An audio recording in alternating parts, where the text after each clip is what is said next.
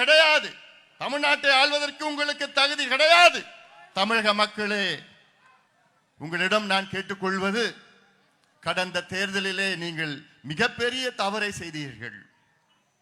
இந்த திமுகவை நீங்கள் ஆட்சியில் அமர்த்தினீர்கள். அது மட்டுமல்ல, சிந்தித்து பாருங்கள் தமிழக மக்களே, கடந்த 3 தேர்தல், 2019 நாடாளுமன்ற தேர்தல் திமுகவை வெற்றி பெற வைத்தீர்கள். தமிழகம் புதுவை 40 நாடாளுமன்ற தொகுதிகளில் 39 தொகுதிகள் வெற்றி பெற வைத்தீர்கள். அதன் பிறகு நடந்த சட்டமன்ற தேர்தல் 2021 தேர்தலில் திமுகவை ஆட்சியில் அமர்த்தினீர்கள். எவ்வளவு பெரிய தவறு. அதற்கு பிறகு வந்த தேர்தல், மீண்டும் நாடாளுமன்ற தேர்தல் 2024 40க்கு 40 கொடுத்தீர்களே. 3 தேர்தல்களில் திமுகவுக்கு வாக்களித்த தமிழக மக்கள் உங்களுக்கு கிடைத்தது என்ன? மிகப்பெரிய ஏமாற்றம் தானே.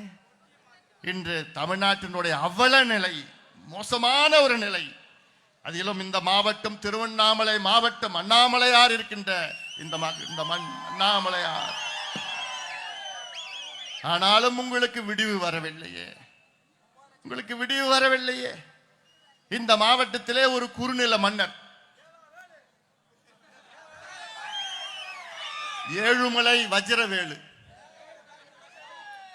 ஏழுமலை வஜ்ரவேலு, அவர் தான் ஏவாவேலு. ஏழுமலை வஜ்ரவேலு என்கின்ற ஏவாவேலு. இவர் ஒரு நபர், ஒரு தனி நபர். இவருடைய ஆதிக்கம் சாதாரண ஆதிக்கம் கிடையாது. இவர் எல்லா கட்சியிலும் இருந்து இன்று திமுகவிலே இங்கே ஆட்டி படைத்துக் கொண்டிருக்கின்றார்கள். திமுகவில் முதலமைச்சர். காரணம் என்ன? டப்பு மணி, எவ்வளவுதான். இதை வைத்து என்ன பண்ண போறாரு? அதாவது இங்கே மேல்மா விவசாயிகள் இங்கே வந்தார்கள். அதாவது இன்னைக்கு விவசாயிகள் எங்கே பாதிக்கப்பட்டார்களோ அங்கே முதல் அங்கே சென்று குரல் கொடுப்பது பாட்டாளி மக்கள் கட்சி.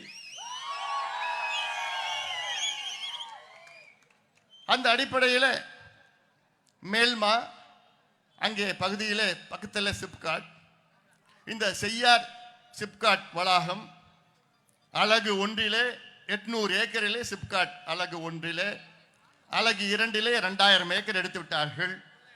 அலகு 3க்கு 3150 ஏக்கர் எடுக்க திட்டமிட்டிருக்கின்றார்கள். அந்த 3150 ஏக்கரில் 2700 ஏக்கர் மக்களுடைய நிலம். இது விவசாய நிலம், முப்போகம் விளைகின்ற நிலம். இது